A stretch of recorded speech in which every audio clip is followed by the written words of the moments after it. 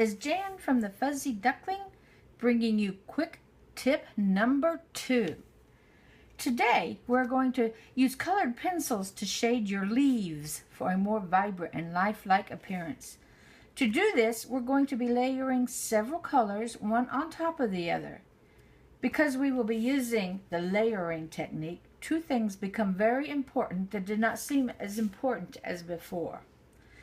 The first item is your paper. Today I will be using the type of paper most of you will be using if you print out pictures from the internet on your printer. You've already found out that most printers will not print out heavy art papers. If you have one that does, you are extremely lucky. Now, the copy paper that we use in our printers is very smooth. Rub your hand over a piece and feel how slick and smooth it is. This kind of paper does not have much tooth. Isn't that an odd word to use when referring to paper? Paper has nothing to do with our teeth. Well, the word tooth is referring to the texture of your paper. If you were to magnify your paper and look at it in a greatly enhanced state, you would see something like this.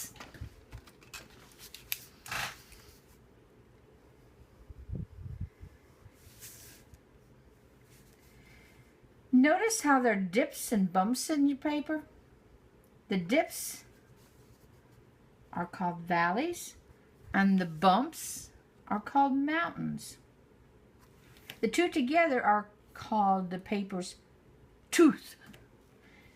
You will find that copy paper has very little tooth. Something like that.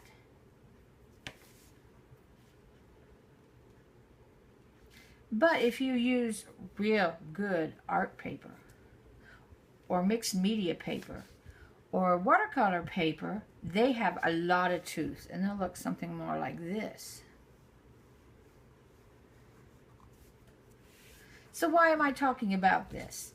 Well, the tooth of your paper can drastically change how your colored pencils lay down their color. Here is some colored pencil laid down on smooth copy paper.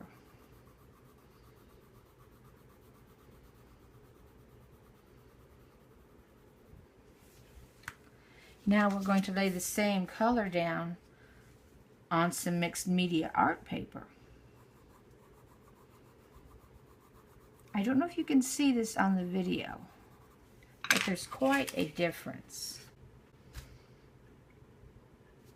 Art paper has quite deep valleys, while copy paper has very shallow valleys and small mountains. So with art paper, you will see a lot of white space where your pencil only hit the mountaintops.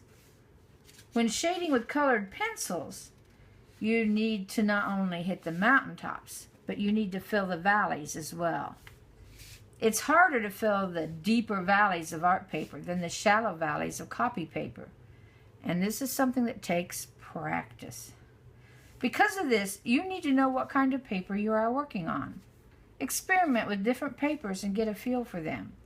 Then, when you're working on your project, keep a scrap piece of paper at your side for testing your colors and blending before you try it on your good artwork. Even if you are working in a coloring book, designate a front page or a back page for your testing paper. Let's move on to the next important item, coloring pencils.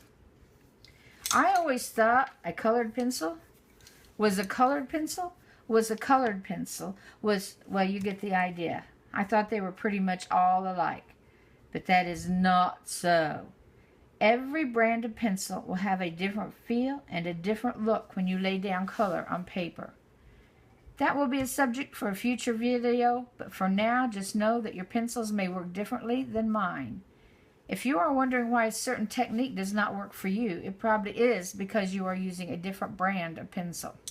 Now, my favorite brand of pencil is Prismacolor. These are wonderful pencils, but rather pricey for beginners or use in color books. So, today, I will be using Crayola brand colored pencils. These can be found in most stores like Walmart, Target, and even in drugstores. And you can get a nice big set. This costs about $5 for 50 colors. And the more colors, the better. At least I think so. So let's get at it. I have provided online for you a downloadable practice sheet if you wish to use that for practicing. It's just like this. Or you can just freehand some leaves to practice on, or find some in a coloring book. You'll need 3 colors.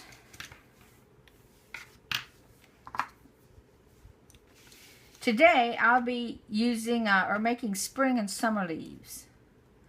And you can also use this technique on fall leaves. Just choose other colors. So I'm using the Crayola today since that's probably what most of you will have. Find a light or medium green, a dark green, and a bright yellow. There should be some form of these colors in any kind of set or brand of pencils you have. The Crayola names for the ones I'm using are lime green, jade green, and yellow. If you don't have a darker green in a small set, substitute a brown or a gray, and at the worst, even a black. So, let's take your lighter green and begin to fill in a leaf. Now, you need to notice how you lay down your color, and it's very important, since, as we said, you need to be aware of those valleys we talked about earlier. And here's one way to not do it, and this is something I have seen a lot. I call this the scribble-in method. Look how messy that looks. I mean, that's what we tend to do. For some reason, even though we love to color, we're in a hurry to see our finished picture. But here's a better method to get a smooth base color down, and that is tiny circles. Yes, it takes longer, but your end product will be so much better.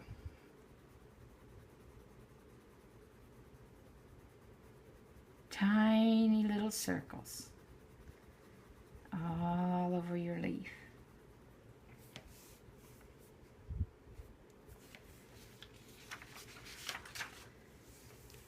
Now, one thing you want to do is don't use any more pressure than you have to. Different brands of colored pencils will require different pressures to get color down, but it's better to have several light layers than one super dark layer. Say, like, here's a light layer, and this might be a dark layer. Don't do this for your first layer. If you want this darker, just go over it with more light layers. You will get such a better look that way, and it allows you to blend some colors on top if you go with light layers. Now I'm going to finish this. I'll speed this up for a few seconds so you don't have to wait on me to finish this up. So I'll be back in a few.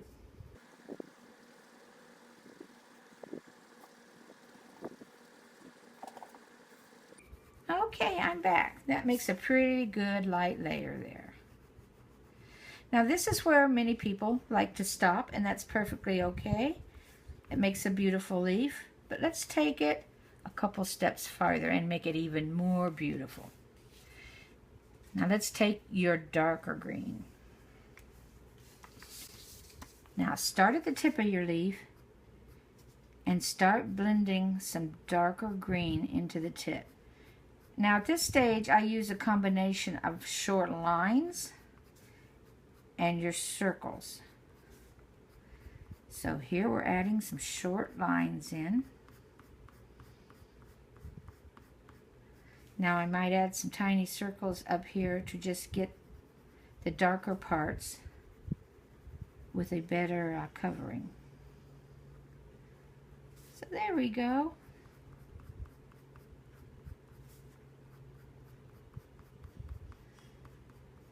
Now next, let's go to the base of our leaf and add some lines in the same way. Try to follow the curvature of the object you're coloring. Don't make straight lines like that. Make curved lines that go with the shape of your leaf. That will look so much more natural.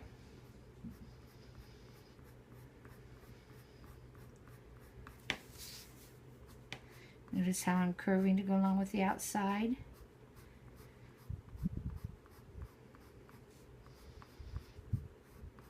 Now I may add some small circles down here to fill in the darker areas.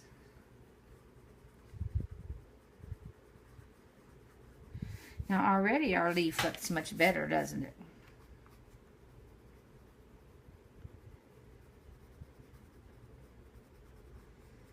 Now we're going to do one more thing.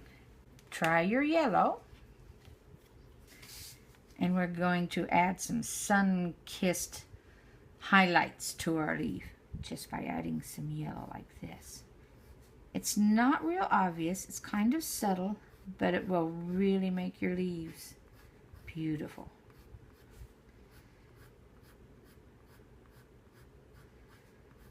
And there you go.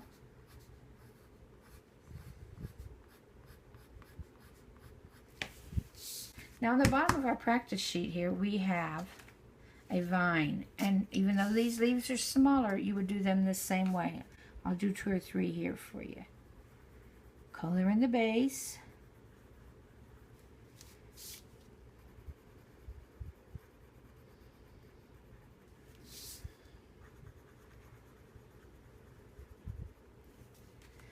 Add our darker tips.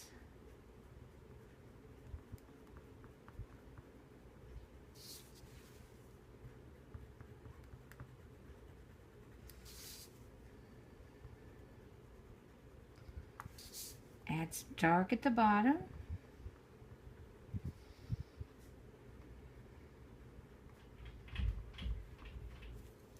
And then add some yellow highlight.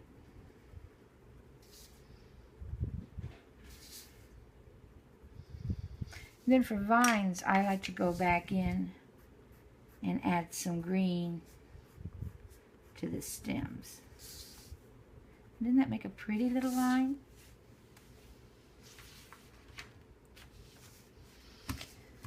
This shading makes your picture look so much more alive and vibrant. With a little practice, you'll be making professional looking leaves.